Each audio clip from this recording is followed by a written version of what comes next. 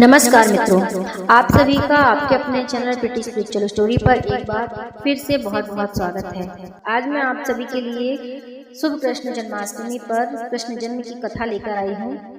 तो आज हम श्री कृष्ण जन्माष्टमी के उत्सव पर कृष्ण की कथा का श्रवण करेंगे। लेकिन कथा सुनने से पहले आप सभी से एक छोटी सी रिक्वेस्ट है कि आपने अगर हमारे चैनल को अभी तक सब्सक्राइब नहीं किया है तो सब्सक्राइब कर लें, और जिन्होंने हमारे चैनल को सब्सक्राइब किया है उन्हें दिल से बहुत बहुत धन्यवाद। भाद्रपद कृष्ण पक्ष की अष्टमी को रात के 12 बजे मथुरा के राजा कंस की जेल में वासुदेव की पत्नी देवी देवकी के गर्भ में 16 कलाओं से युक्त भगवान श्री कृष्ण का जन्म हुआ था। इस तिथि को रोहिणी नक्षत्र का विशेष महात्म्य है।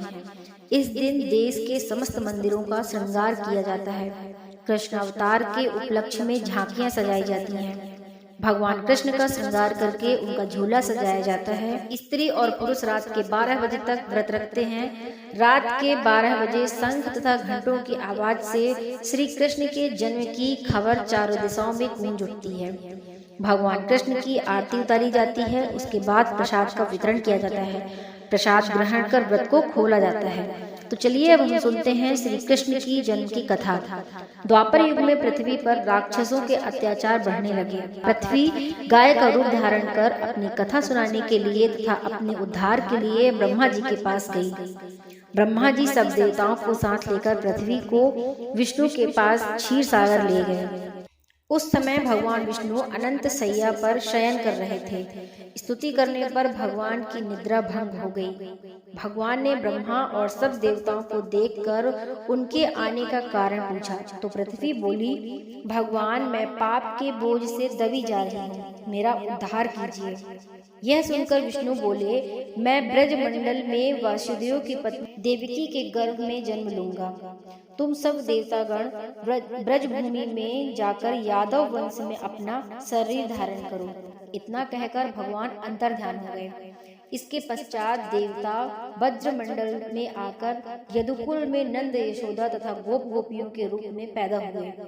द्वापर युग में अंत में मथुरा के उग्रसेन राजा राज्य करते थे। उग्रसेन के पुत्र का नाम कंस था। कंस ने उग्रसेन को बलपूर्वक सिंहासन से उतारकर जेल में डाल दिया और स्वयं राजा बन गया। कंस की बहन देवकी का विवाह यादव कुल में वासुदेव के साथ निश्चित हो गया। जब कंस देवकी को विदा करने के लिए रथ के पास जा रहा था तो आकाशवाणी हुई कि हे कंस, जिस देवकी को तू बड़े प्रेम से विदा कर रहा है उसका 8वां पुत्र तेरा ही संहार करेगा। आकाशवाणी की बात सुन कंस क्रोध में भरकर देवकी को मारने के लिए तैयार हो गया। उसने सोचा न देवकी रहेगी न उसका कोई पुत्र होगा। वसुदेव जी ने कंस को समझाया कि तुम्हें देवकी से तो कोई भय नहीं है, देवकी की 8वीं संतान से तुम्हें भय है, इसलिए मैं उनकी 8वीं संतान को तुम्हें स्वयं ही सौंप दूंगा। तुम्हारे समझ में जो आए उसके साथ वैसा ही व्यवहार करना। कंस ने वासुदेव जी की बात स्वीकार कर ली और वासुदेव देवकी को कारागृह में बंद कर दिया। तत्काल नारद जी वहां आ पहुंचे और कंस से बोले कि यह कैसे पता चलेगा कि 8वां गर्भ कौन सा होगा? गिनती प्रथम से या अंतिम गर्भ से शुरू होगी। कंस ने नारद जी के परामर्श पर देवकी के गर्भ में उत्पन्न होने वाले समस्त बालकों को मारने का निश्चय कर लिया। इस प्रकार एक एक करके कंस ने देवकी के 7 बालकों को निर्दयपूर्वक मार डाला। भाद्रपद के कृष्ण पक्ष की अष्टमी को रोहिणी नक्षत्र में श्री कृष्ण का जन्म हुआ। उनके जन्म लेते ही जेल की कोठरी में प्रकाश फैल गया।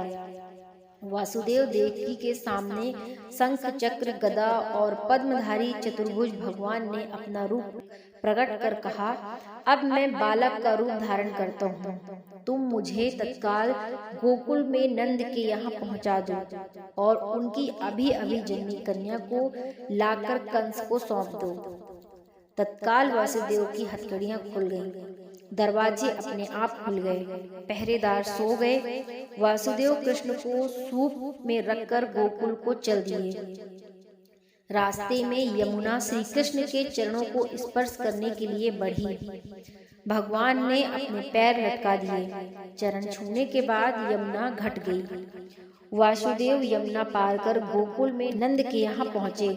बालक कृष्ण को यशोदा जी की बगल में रखकर सुलाकर कन्या को लेकर वापस कंस के कारागार में आ गए। जेल के दरवाजे पहले की तरह बंद हो गए। वासुदेव के हाथों में हथकड़ियां पड़ गईं, पहरेदार जाग गए। कन्या के रोने पर कंस को खबर दी गई। कंस ने कारागार में आकर कन्या को लेकर पत्थर पर पटक कर मारना चाहा, परंतु वह कंस के हाथों से छूटकर आकाश में उड़ गई और देवी का रूप धारण कर बोली, हे कंस, मुझे मारने से क्या लाभ है? तेरा शत्रु तो गोकुल में पहुंच चुका है। यह दृश्य देखकर कंस हतप्रभ और व्याकुल हो गया। कंस ने श्री कृष्ण को मारने के लिए अनेक दैत्य भेजे। श्री कृष्ण ने अपनी अलौकिक माया से सारे दैत्यों को मार डाला। बड़े होने पर कंस को मारकर उग्रसेन को राजगद्दी पर बैठाया। श्री कृष्ण की पुण्य जन्म तिथि को तभी से सारे देश में बड़े हर्षोल्लास के रूप में मनाया जाता है, जिसे श्री कृष्ण जन्माष्टमी के नाम से जाना जाता है। तो मित्रों, आप हमें कमेंट सेक्शन में जरूर बताइएगा कि आपको श्री कृष्ण जन्माष्टमी की कथा कैसी लगी। कथा आपको पसंद आई हो, वीडियो पसंद आया हो तो वीडियो को लाइक करके चैनल को सब्सक्राइब जरूर करिएगा। मिलती हूँ अगली कथा कहानी की वीडियो में, तब तक के लिए धन्यवाद। बोलो श्री कृष्ण भगवान की जय।